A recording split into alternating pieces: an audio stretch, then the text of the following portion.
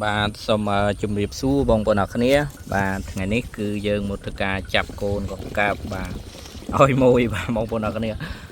យើងមើលក្នុងនេះទៅវាមើលទៅវារៀងណែនេះហ្នឹងបាទកូនកែបមមល្អបាទបងប្អូនអរគ្នាមើលទៅកម្លាំងព្រើណាបាទកម្លាំងយើងដាក់2ជាន់បាទ2ជាន់ក្នុងមួយធុងណាបាទដូចខ្ញុំបានសិតរួចអញ្ចឹងណាបាទហ្នឹងហើយនិយាយរំទៅខ្ញុំធ្វើការចាប់នេះធ្វើការ4ធុងនេះទៅឲ្យមួយនៅខាងកំពង់ចាមហើយនៅ3ធុងទៀតដាក់ទៅភ្នំពេញមួយធុងហើយនឹងហួសភ្នំពេញបាទហ្នឹងហើយហួសភ្នំពេញគេហៅចង់ផ្លេចបាត់ទៅហើយបងប្អូនគ្នាបាទហ្នឹងហើយ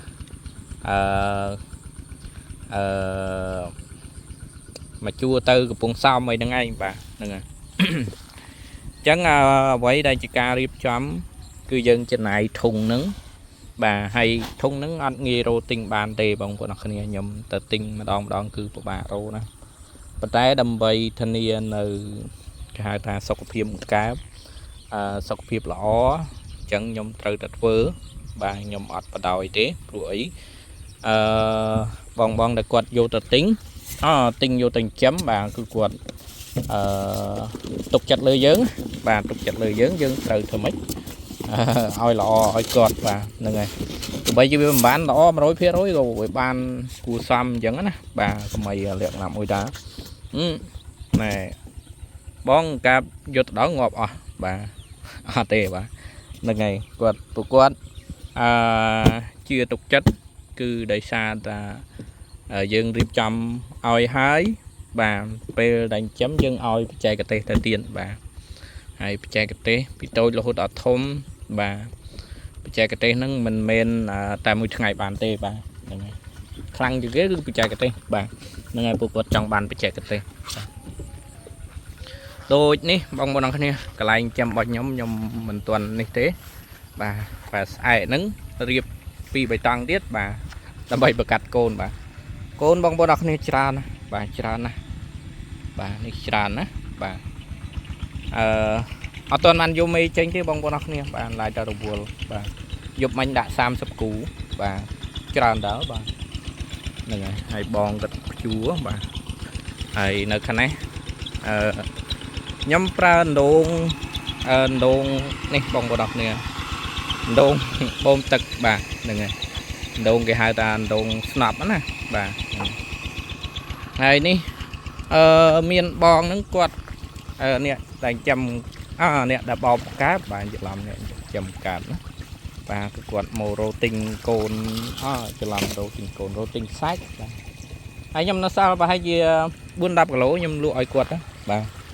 ហើយដើម្បីយកលុយទៅទិញតង់បន្ថែមទៀតបាទគឺកាប់របស់ខ្ញុំវាច្រើនបាទច្រើនខ្ញុំលក់អត់ទាន់ទេបងប្អូនគ្នាខ្ញុំធ្វើអត់ទាន់ទេហើយ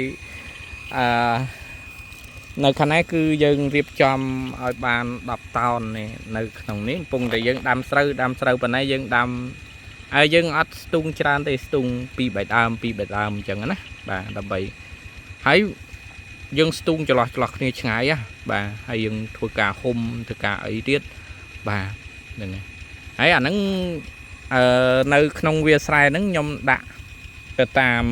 គេហៅថាយថាកម្មណាតាមយថាកម្មអីយើងរោចំណៃដាក់វាស៊ីដាល់កុំលៃសើចបាទយើងឲ្យវាទៅតាមអ្វីដែលវាលូតលាស់បាទទោះបីជាវាលូតលាស់4ខែលូតលាស់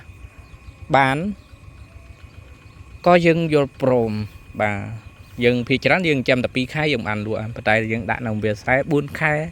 បានលក់ក៏បានដែរអត់បញ្ហាទេសំខាន់វាស្រែហ្នឹងគឺយើងរោត្រីនុយយកមកដាក់ឲ្យវាស៊ីហើយឲ្យវារស់នៅបែបធម្មជាតិបាទ100000កូនយ៉ាងហោចណាស់គឺយើងបាន5តោនទៅយើងថាយ៉ាងតិចណា5តោនហើយយើងលក់នៅក្នុងរដូវកាលដែលវាអត់មានកង្កែបណាបាទរដូវខែប្រាំងបាទតាមពីឥឡូវទៅខែ7 ខែ 8 ខែ 9 ខែ 10 ខែ 11បាទ 4 khẽ nứng khẽ đập mũi bà khẽ đập mũi cứ dân ai cũng mua phò bàn bà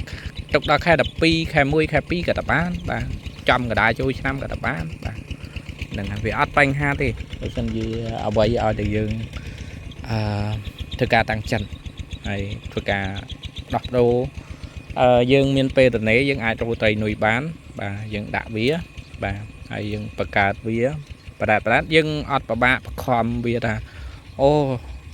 về ní miền tây xa bên nông miền tây xa nhưng mà ọt bà khom thì bà về là đại dương là trâu lúa cứ lúa mà đời cá thay đừng đầy bà ọt bà khom lúa đời cá là thao sắc chất phơi kẹp bọc lúa luôn ai ọt khoa bà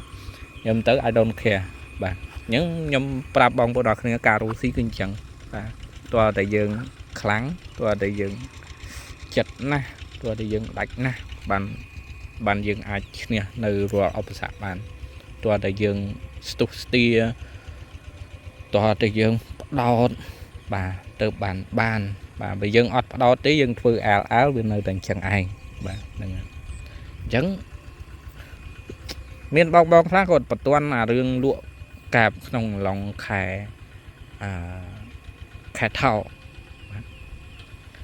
thao miền này đặc khẻ cạp sài chỉnh đào chẳng đấy bà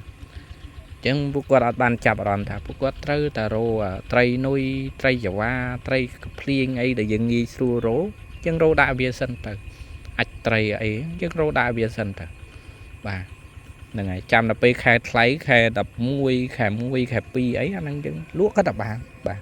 đừng này cả kết mà nhóm chăm chán cứ nhóm phơi thành chân ấy bà hay nhóm ăn sâu chỉ khoai rương thảo ở trời tập bàn luộc khai ní trời tập bàn luộc khai nó ở đây cán dân sử dụng mà nắm bàn đập ton pram đập ton một phẩy ton đi chơi lùi bà mà ton pi pón đập ton pi mớn bà phải tán buôn mớn bà ốp bự này ná bà nên ta nhầm chơi thành gì vậy tới bông bò nọc này tam bình tự nhầm có bà đó nữa ngày chân ngọn con chơi và trong rìu bà